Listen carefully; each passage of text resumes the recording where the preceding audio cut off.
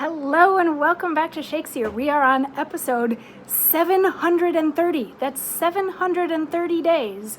Every day I have done a Shakespeare video, and we are only in King Lear. Today we get to hear from Kent in what the folio calls Act 2, Scene 2, but a lot of other people call Act 2, Scene 4, because yesterday we had this weird little monologue from Edgar where he decides that he's going to dirty himself up and run around calling himself Poor Tom, and he's going to make a life as a beggar because there's a warrant out for his death.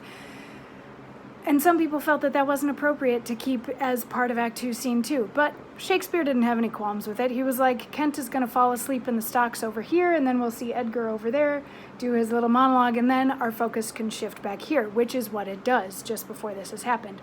Now, Kent was put in the stocks because he hit Oswald, who is Goneril's servant, and when Regan and Cornwall found out that Kent had hit Oswald, they put him in the stocks, because they didn't think that that was appropriate behavior. Also, Regan is on like high alert because Goneril has sent letters saying that Lear is crazy, and everybody is over at Gloucester's house because nobody wants to deal with Lear at their own house. So Lear is now coming because he had sent Kent with letters to Gloucester. So Lear is now showing up at Gloucester's house, and he comes onto the stage and with the fool in tow and like a serving man or something like that, and they see Kent and they're like, so this is how you spend your time now?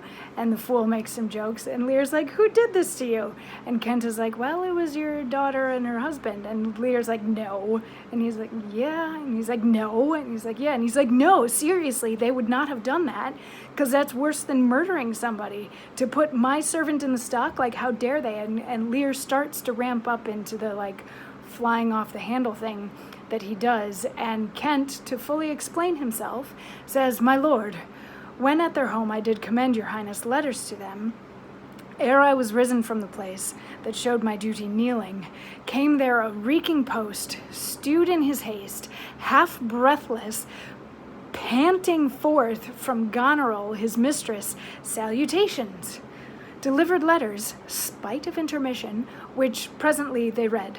On those contents they summoned up their miney, straight took horse, commanded me to follow and attend the leisure of their answer, gave me cold looks, and meeting here the other messenger, whose welcome I perceived had poisoned mine, being the very fellow which of late displayed so saucily against your highness, having more man than wit about me, drew. He raised the house with loud and coward cries. Your son and daughter found this trespass worth the shame which here it suffers. So that's it. It's a monologue basically explaining what happened, but letting Lear know that Kent was once again beating up on the servant that was rude to Lear before, and that sort of thing. And also letting Lear know that Regan and Cornwall have read Goneril's letters, which maybe were not the best. So Kent is like, I got ahead of myself and I drew my weapon, and they thought that I should be in the stocks for it.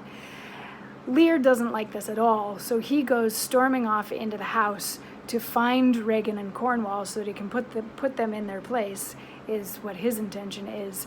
And we get to have a brief little bit between Kent and the fool while Lear is off stage, and we get a monologue from the fool tomorrow to kick off year 3 of Shakesyear. But yeah, you'll have to find out what the fool says tomorrow when you come back, when we keep going. I'll see you tomorrow for more. Mwah.